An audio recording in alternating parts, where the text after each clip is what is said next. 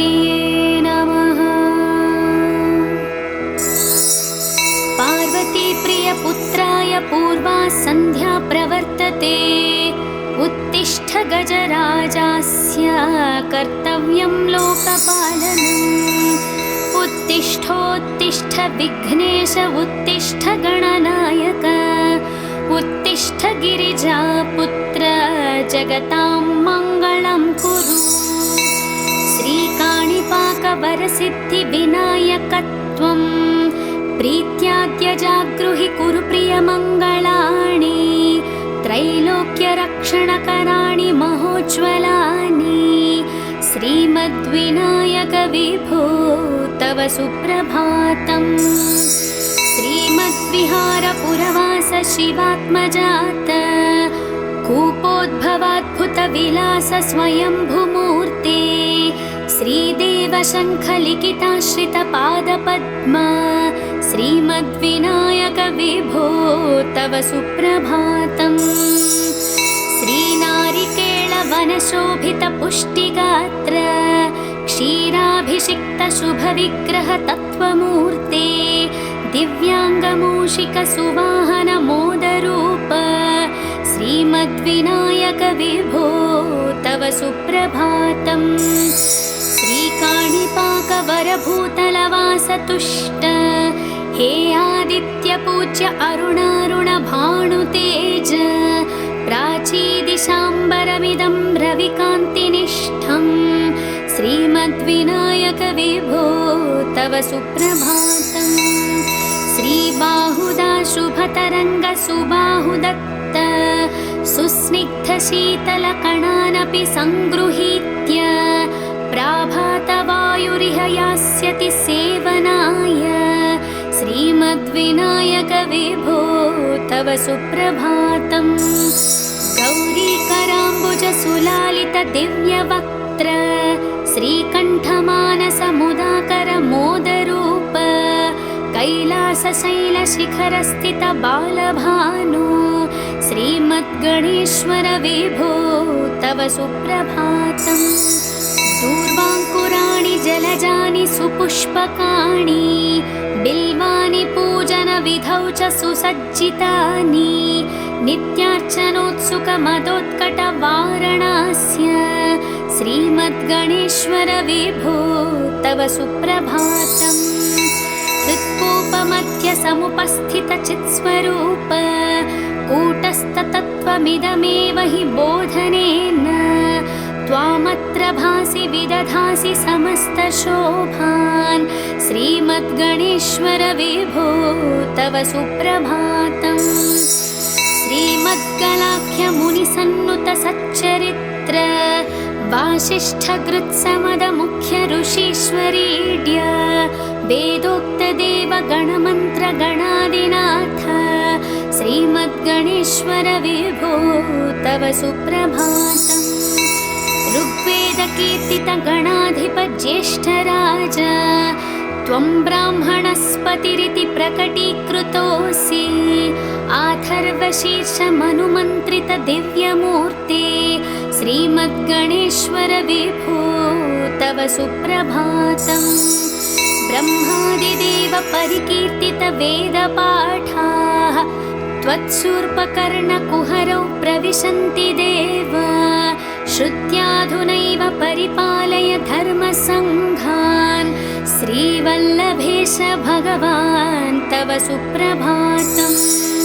हेरम्बलम्ब जठराद्भुतदिव्यगात्र प्रारम्भपूजनमिदं दयया गृहीत्वा सर्वाशुभानि परिनाशय सर्वपुत्र श्रीवल्लभेश भगवान् तव सुप्रभातम्। भानुदयेन न हि दृश्यति चन्द्रबिम्बं त्वत्फालदेशशशिरेव विभाति नित्यं। सत्यस्वरूप निगमागमसन्नुताङ्घ्रे श्रीवल्लभेश भगवान् तव सुप्रभातम्। कालाग्निरुद्रसुतकालनियामकत्वं कालानुकूलफलदोऽसि कलामयोऽसि। कल्याणकार कलाधर शेखरोऽसि श्रीवल्लभेश भगवान् तव सुप्रभातम्। उग्रस्वरूप रिपुनाशक उग्रपुत्र सौम्योऽसि सोमविनुतोऽसि प्रशान्तरूप सर्वेश सर्वफलकारक शर्वमूर्ते श्रीवल्लभेश भगवान् तव सुप्रभातम्। दारिद्र्य दुःख भयभञ्जन दक्ष स्वामिन् तारुण्य विग्रह धनादि फलप्रदायिन् लावण्य मंजुल कलान्वित रञ्जितास्य हे विघ्ननाथ भगवान् तव सुप्रभातम्। गम्भीर तुष्ट गणराज गकार पूज्य गान्धर्वगान परिवर्तित नादमूर्ते गाङ्गेय गण्य गणिताधिक कलास्वरूप श्रीमद्विनायक विभो तव सुप्रभातम्। मूलादिचक्र निलयाच्युत योगमूर्ते त्वामादिदेवमनुचिन्त्य तरन्ति भक्ताः रागादिदोष परिहारक वेदवेद्य हे विघ्ननाथ भगवान् तव सुप्रभातम्। लक्ष्म्यादिशक्तियुत शक्ति गणेश्वरोऽसि दिव्याक्षरोऽसि शुभमन्त्र विराजितोऽसि तन्त्रादिभिर्नुत नतेष्टद वल्लभेश हे विघ्ननाथ भगवान् तव सुप्रभातम्।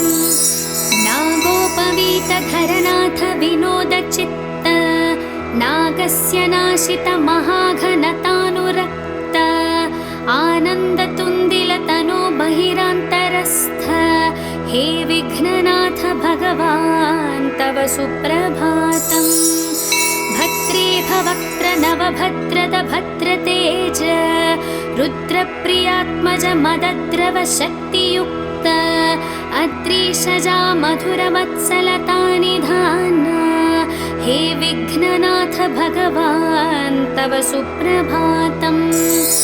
सर्वार्थसिद्धिफलदायक बुद्धिदायिन् विघ्नाद्रिवज्र परिपूज्य चतुर्थीकाले भद्रं पदं दिशसि भक्तगणार्थितोऽसि हे विघ्ननाथ भगवान् तव सुप्रभातम्। बालादिभव्य बहुरूपधरोऽसि देव चिन्तामणिस्त्वमसि सर्वफलप्रदोऽसि त्वन्नाम दिव्यमणिरस्ति जगद्धिताय हे विघ्ननाथ भगवान् तव सुप्रभातम्। हे काणिपाक गणराट् तव सुप्रभातम्। ये मानवान् प्रतिदिनं प्रपठन्ति भक्त्या तानेकविशन्ति कुलान् परिपालय त्वम् इत्थं वदन्ति विबुधा करुणार्थचित्तः। ॐ श्रीकाणिपाकगणपति सुप्रभातं सम्पूर्णम्। ॐ महागणपतिये नमः। पार्वतीप्रियपुत्राय पूर्वा सन्ध्या प्रवर्तते उत्तिष्ठ गजराजास्य कर्तव्यं लोकपालनम्। उत्तिष्ठोत्तिष्ठ विघ्नेश उत्तिष्ठ गणनायक उत्तिष्ठ गिरिजापुत्र जगतां मङ्गलं कुरु।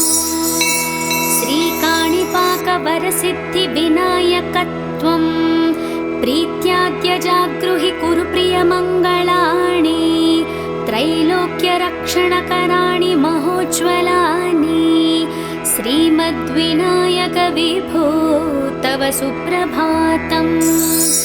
श्रीमद्विहारपुरवास शिवात्मजात कूपोद्भवाद्भुतविलास स्वयंभुमूर्ते श्रीदेवशङ्खलिखिताश्रितपादपद्मा श्रीमद्विनायक विभो तव सुप्रभातम्।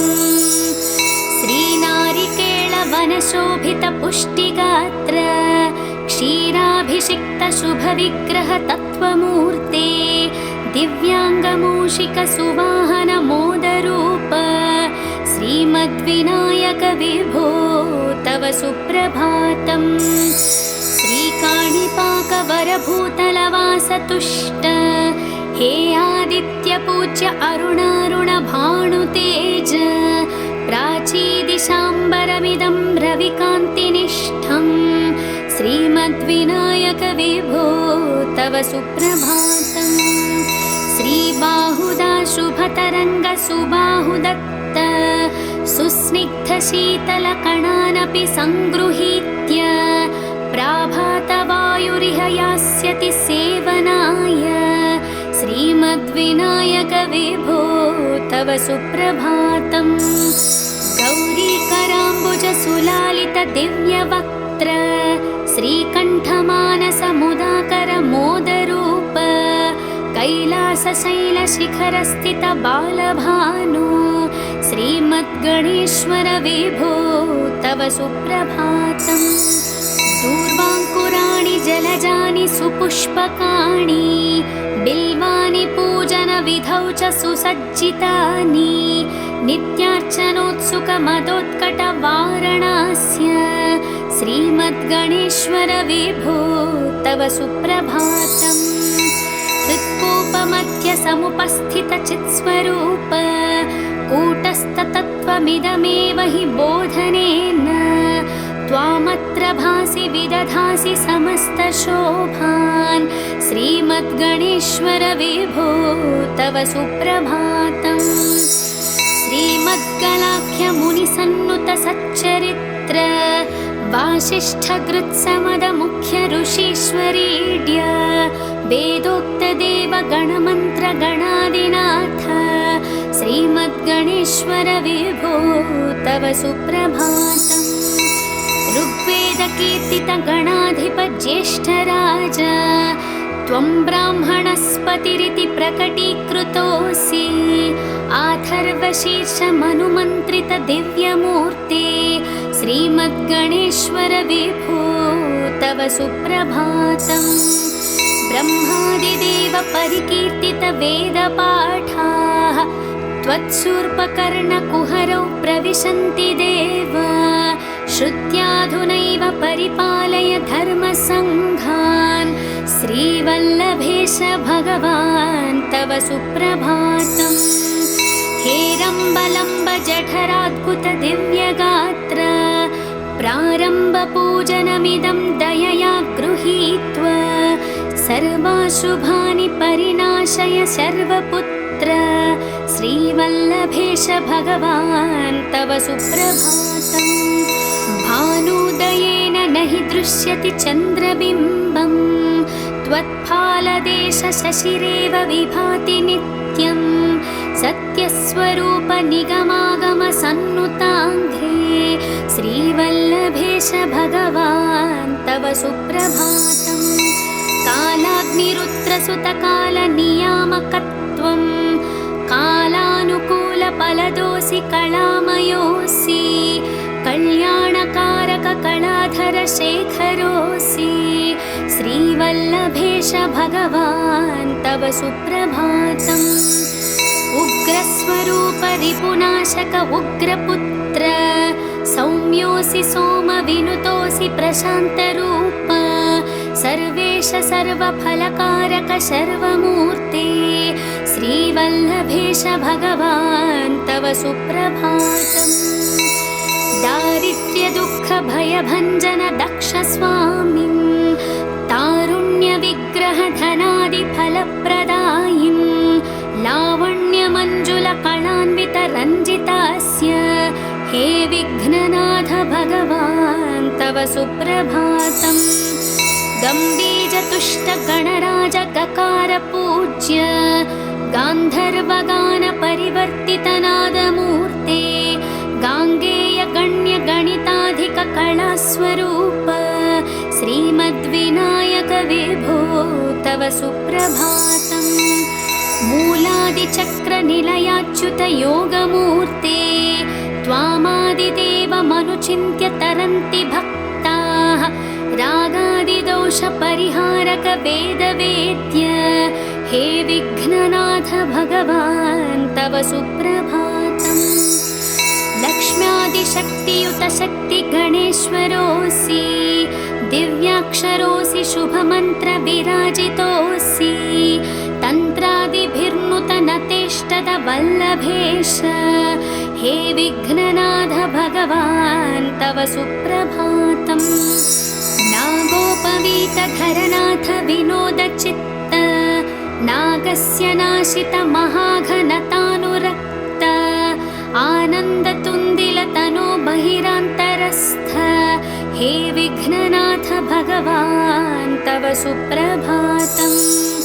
भद्रे भवक्त्र नवभद्रद भद्रतेज, रुद्रप्रियात्मज मदद्रव शक्तियुक्त, अद्रीशजा मधुरवत्सलतानिधान, हे विघ्ननाथ भगवान् तव सुप्रभातम्। सर्वार्थसिद्धिफलदायक बुद्धिदायिन्, विघ्नाद्रिवज्रपरिपूज्य चतुर्थीकाले, भद्रं पदं दिशसि भक्तगणार्थितोऽसि, हे विघ्ननाथ भगवान् तव सुप्रभातम्। बालादिभव्य बहुरूपधरोऽसि देव, चिन्तामणिस्त्वमसि सर्वफलप्रदोऽसि, त्वन्नाम दिव्यमणिरस्ति जगद्धिताय, हे विघ्ननाथ भगवान् तव सुप्रभातम्। हे काणिपाकगणराट् तव सुप्रभातम्।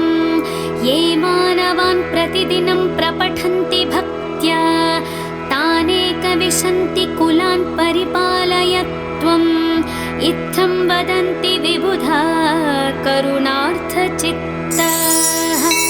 ॐ श्रीकाणिपाकगणपति सुप्रभातं सम्पूर्णम्।